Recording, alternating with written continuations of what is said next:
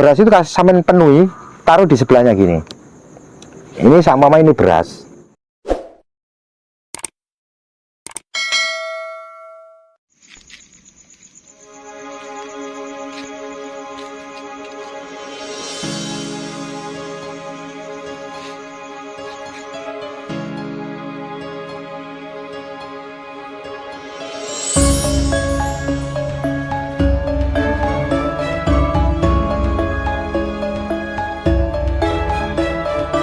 Kekuatan jati diri ini. Nah, makanya empu dulu dikasih tindih batu lapak. Istilahnya kan gini, kamu minta pusaka ini untuk buat apa dan kamu sebagai apa? Kan seperti itu pertanyaannya empu waktu mau bikin pusaka ini. Sama halnya empu mau bikin pusaka pun hanya harus ada suatu keritualan. Ada suatu keritualan, ada suatu keoborampian. Dan untuk disatukan dengan weton yang punya pusaka, ageman yang minta pusaka itu disatukan. Baru ada suatu keritualan. Nah, seperti batu lapak ini untuk condrongnya untuk kekuatan, daya kekuatan batu lapak ini. Nih, jadi beda, bolak-balik pun beda. Jadi satu pusaka dua pamor. Satu pusaka dua pamor. Ini batu lapak untuk sebuah kekuatan ataupun penggirisan, dan baliknya ini bungkeman. Nah, tindih bungkeman ini, baliknya ini. Ini disebut tindih bungkeman. Nah, ini tali bungkeman ini. Nah, bungkeman bisa juga kategori diartikan untuk sebuah penyirapan.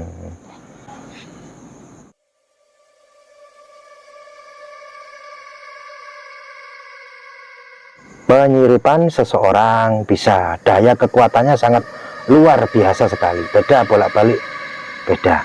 Pamor pun beda. Yang satu batu lapak, yang satu bungkeman. Jadi tujuannya daripada bungkeman ini pun juga sama, luar biasa sekali. Apabila seorang pejabat tatkala ada suatu demo, tatkala ada suatu permasalahan besar, bisa untuk membungkem seseorang, orang demo ataupun berhadapan dengan hukum ataupun kejaksaan. Jadi dibingkem bisa, nggak bisa banyak omong. Intinya orang itu berduyun mau demo, ya mau demo ke tempat itu, sudah hilang rasa demonya, sudah hilang. Jadi nggak punya daya dia. Nang oma kepingin demo meluapkan suatu inspirasinya dia, tapi kalau di situ udah nggak bisa mengeluarkan. Jadi bungkem itu istilahnya cangkem ini ku mingkem, rapet, unek-unek dia mau dikeluarkan sudah nggak bisa. Nah, daya pusaka ini bisa mengeluarkan suatu energi bungkeman itu. Jadi dibungkem orang nggak bisa ngomong. Ini pusaka ini.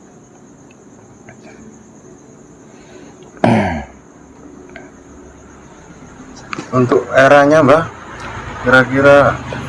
Nah, ini di era kerajaan Mojopahitan, Mas. Ini masih di era kerajaan Mojopahitan. Dari besinya sudah kelihatan pusaka ini. Nyai Sumbro ini masih ada hubungannya sama dengan empu-empu Mojopahit, seperti Empu Supo, seperti itu. Ini pusaka ini Tuban. Nah, pusaka ini dari Empu Tuban, Nyai Sumbro. Jadi cara menggunakan pusaka ini sangat apa ya? Harus ada suatu ritualan dulu baru digunakan pusaka ini. Jadi tidak mudah untuk menggunakan pusaka ini. Dan pusaka yang ampuh atau pusaka yang handal pasti ada kuncinya. Cara tata untuk membuka daya kekuatannya. Ini. Selain itu kalau nyoninya, Pak? Kira-kira itu untuk apa ya? Nah, itu tadi bab masalah keyonian. Apabila pusaka ini ada keruwetan zaman, ada suatu permasalahan, gitu, permasalahan, toh pada akhirnya kita ini tidak merasa salah. Jadi pusaka goibnya ini bisa membela kita. Dengan goibnya ini bisa membela kita. Itu tadi bisa menyirap seseorang. Orang nggak bisa banyak bicara kalau dengan pusaka ini. Karena dari unsur bungkeman, tindih bungkeman ini. Seperti itu. Nah, batu lapaknya ini unsur dari kekuatan. Kekuatan tameng, perisai jati diri yang membawa. Nah, jadi pusaka ini terbentuk pusaka aneh sebetulnya. Pusaka aneh dan pusaka yang sangat wingit sekali. Satu pusaka mempunyai dua karakter. Dua pamor lah. Dua pamor, nah, Mas. Seperti itu, ada dua pamor. Untuk kekuatan jati diri dan satu lagi untuk bungkeman. Sama istilahnya itu di situ ada istilahnya itu ular. Ular yang sangat berbisa sekali. Nah, bisa ini untuk membungkem ular itu jadi nggak berbisa. Nah, dilulut. Ular itu nggak bisa galak. Nggak bisa galak. Ya, istilahnya untuk tameng itu tadi, Mbak ya? Iya, untuk tameng. Untuk tameng sama untuk bungkem. Untuk bungkem. Jadi pusaka ini pas untuk seorang yang mempunyai kedudukan, ketahtaan, gitu. Jadi pusaka ini sebetulnya bukan punyanya pusaka rakyat biasa. Ini adalah pusakanya para penggede-penggede. Karena banyak sekali urusannya, Itu. Berarti termasuk petok ini, Mas? Bukan? Atau gimana? Oh, bukan. Kalau petok bukan. Ini disebut Ompiang Jimbe. Ompiang Jimbe mempunyai tindih bungkem. Nah, jadi disebut Ompiang Jimbe ini. Banyak juga Ompiang Jimbe yang ada tulis-tulisannya macam-macam lah. Namanya Ompiang ini disebut ada putut kembarnya di sini nih.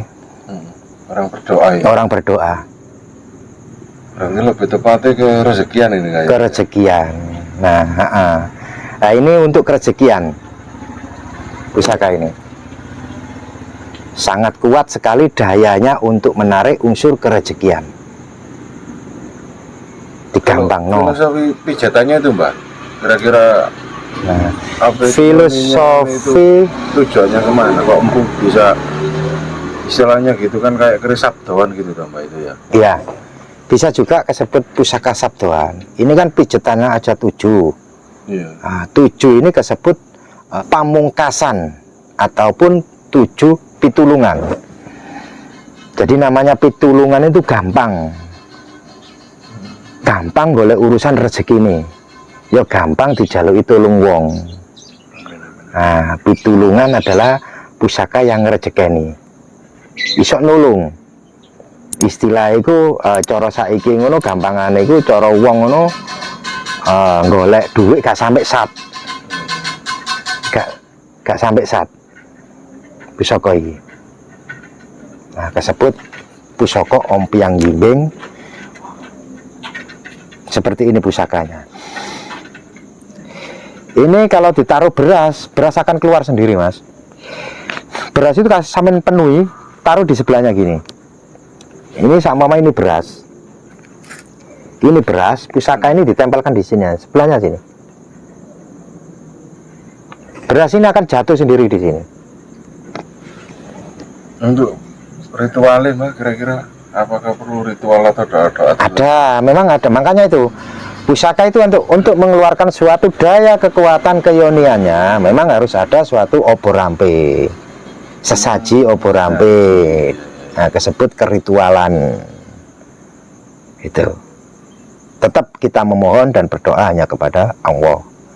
Karena Allah ya yang mempunyai zat yang maha kuasa, dat maha segala-galanya, sedulurku. Jadi kuasanya Allah itu tiada yang bisa membendungnya. Dan kuasa Allah tidak bisa orang yang membendung, tidak bisa. Untuk energi atau apa itu tua keris ini kira-kira menurut Mbak gimana, Mbak? Untuk energinya, apakah sifatnya positif atau negatif untuk saya atau gimana kira-kira? Jadi pusaka ini mempunyai banyak sekali fungsinya. Masalah energi positif negatifnya itu tergantung yang membawanya, tergantung yang memegangnya, gitu. Kalau jenengan membawa pusaka ini untuk suatu keburukan ataupun kebaikan, dia akan mengikut sebetulnya. Tergantung orangnya yang memakai. Mau dibuat jahat bisa, mau dibuat baik bisa, gitu. Tapi pada dasarnya pusaka ini energinya sangat positif, sangat baik ini energinya ini. Jadi energinya ini bisa juga sebagai pengayoman jati diri, pengayoman dalam keluarga, adem ayem. Pusaka ini cocok untuk buat ageman, buat pusaka ageman seperti ini.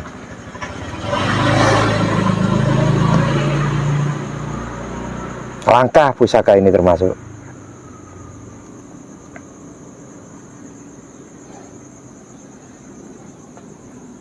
Jadi Empu dulu itu pembuatannya pun sangat luar biasa sekali, dengan ketelitian. Terus apalagi Mas mau ditanyakan Mas ini? Mungkin apa itu terkait masalah energi, Mbak ya, itu kan saya sempat ngerasain. Iya. Waktu di rumah itu kayak apa itu kemarin sih waktu hari Kamis itu kayak ada yang datang orang tapi cuma sekelibat aja, Mbak. Itu kira-kira emang apa itu apa itu kodamnya dari keris ini apa gimana, atau emang ada makhluk lain yang apa itu istilahnya ganggu lah istilahnya. Atau gimana Pak kira-kira? Ya bisa juga khodam daripada pusaka itu bisa juga muncul, bisa juga enggak, bisa juga energi dari luaran, gitu. Kalau pusaka ageman kita sering kita rawat, sering kita lihat, biasanya enggak seperti itu. Dia akan menetap jumeneng nanggone bila besinya, itu. Pusaka ini memang sangat ampuh sekali. Beda dengan pusaka-pusaka lain, jenisnya ombyang jimbinya pun beda dengan yang lain. Ini memang unsurnya banyak di kekuatan, Mas. Kekuatan dan kerejekian. Ini nah, kalau bedanya sama keris-keris biasa itu, Mbak, antara pijetan sama tempaan itu? Beda. Kalau tempaan itu biasanya itu besinya itu wungkul. Biasanya itu agak apa ya? Besinya itu agak tebal. Itu kalau tempaan. Nah, kalau keris pijetan itu biasanya memang tipis seperti ini. Ya, memang karakteristiknya kayak gini, Mbak ya. Berarti orisinil ini. Orisinil.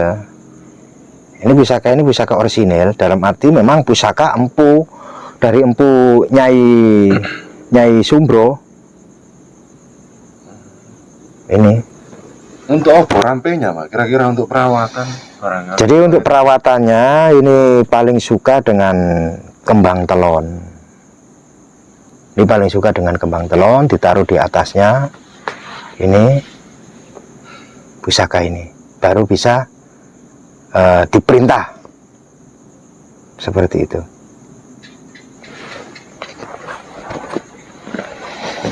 Selain itu, kira-kira barangkali ada masukan atau tambahan, Pak? Ya, jadi masalah pusaka ini. Jadi pusaka ini tidak boleh ditaruh di bawah, seperti ini tidak boleh. Tidak boleh taruh bawah. Kenapa? Karena takut pusaka ini kelangkaan. Jadi pusaka ini harus taruh di atas. Gitu. Kalau mau keluar pusaka ini istilahnya itu bisa ditaruh di selemplit sini. Sengkelit bisa gitu. Jadi pokoknya jangan taruh di bawah. Kalau pakai tas, harus tasnya itu taruh di atas. Disisihkan lah istilahnya, itu disisihkan di atas. Kita hanya sebagai menghormati yang membuat, menghormati Bukannya kita menyembah, kita menghormati yang membuatnya pusaka ini. Menghormati. Gitu. Jadi tetap pusaka adalah suatu ageman, tetap manembah marang Gusti ini sedulurku. Marang Gusti Allah. Minta dan memohon, berdoa hanya kepada Allah. Itu Mas ini. Jadi pusaka ini dirawat dengan baik, itu supaya energinya tetap positif, bisa mengayomi, mendatangkan suatu kerezekian. Pusaka ini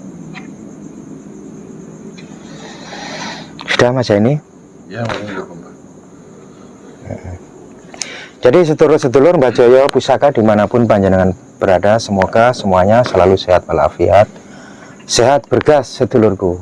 Ingat, pusaka tetap pusaka, buatan manusia, buatan mahakarya adiluhung empu-empu kita dulu. Manembah sujud hanya kepada Allah, karena Allah mempunyai zat maha abadi dan maha kuat, maha segala-galanya.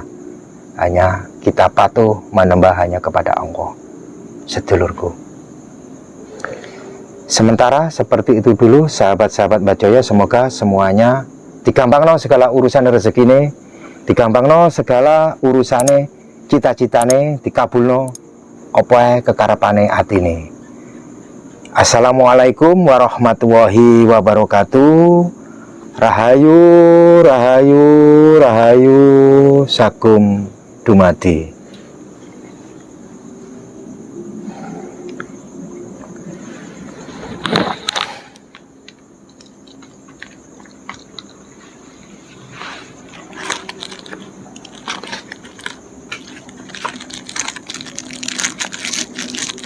Ini digawe sikep luar biasa emang pusaka.